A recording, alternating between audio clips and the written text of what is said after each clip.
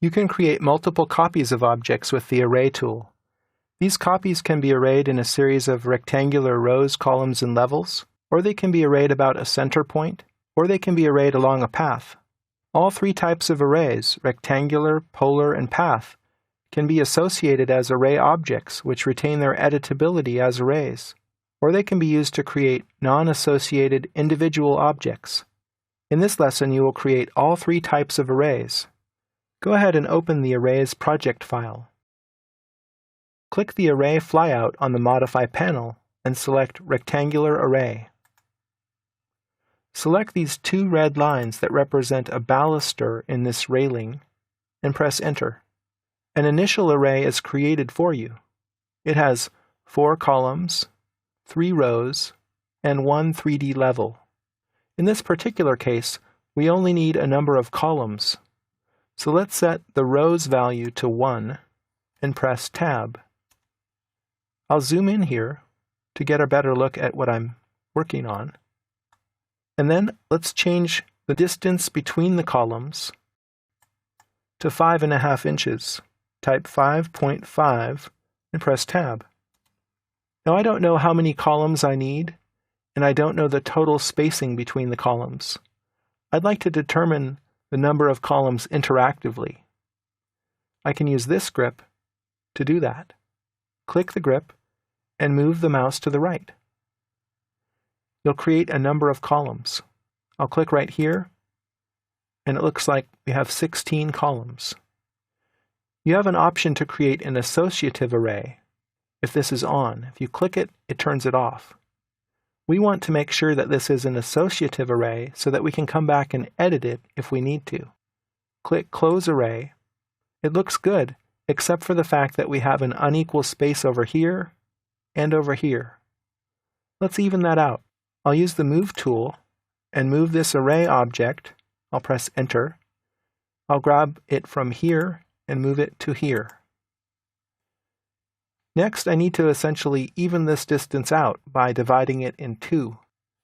I'll move the object again, press Enter, and click this point as the base point. Then hold down Shift and right-click and choose Mid between 2 points. Click that same point, and then this point. The array is evened out, but this gap appears to be a little bit too big. That's no problem. I can select the array object, go back, and add another column. I'll type 17, Tab, and then Close Array.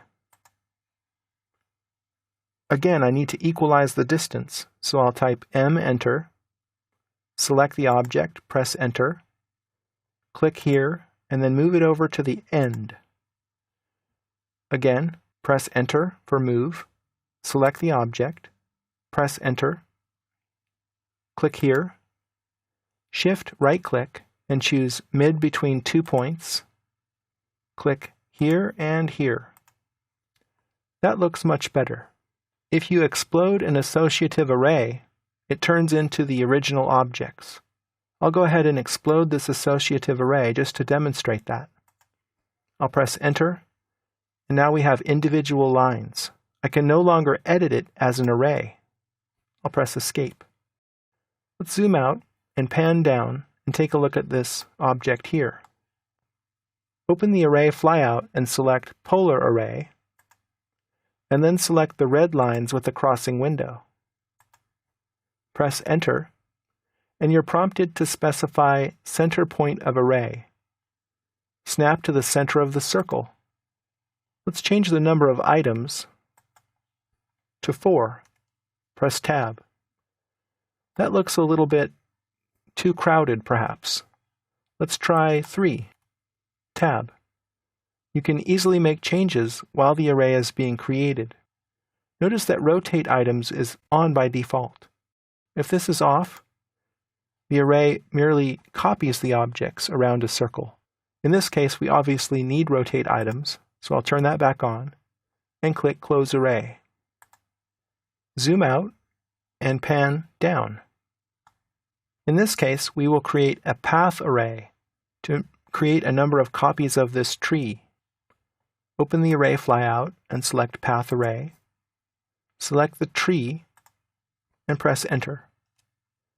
You're prompted to select Path Curve, so select the path, and you're immediately brought into this path control. It automatically divides the path into an equal spacing. You can override that if you wish by typing in a value.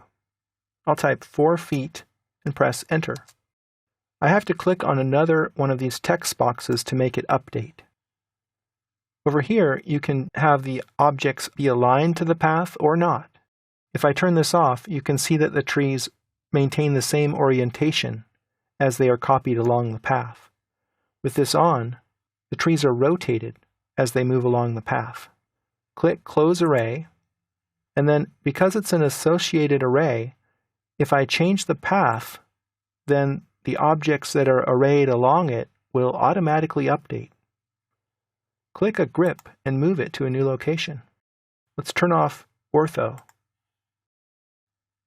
And you can see that the trees are always going to follow this path. This gives you a lot of flexibility in laying things out. I'll press Escape and then click on one of the trees. You get an Options panel when you edit a path array. Let's say we want to replace one of the items with something else. I'll say Replace Item, and then it says Select Replacement Objects on the command line. I'll zoom in here and select this circle as my replacement object and press Enter. I'll press Enter again to use the centroid of this circle as the base point for replacement. And then I'll zoom back out by rotating the mouse wheel. And then it says select an item in the array to replace. I'll click this particular tree right here, and it's replaced with the selected object. Again, it retains its associativity. I'll press Enter and Enter again to complete that command, and then I'll click Close Array. So in summary, you have learned how to create rectangular, polar, and path arrays, and have edited their associative array parameters.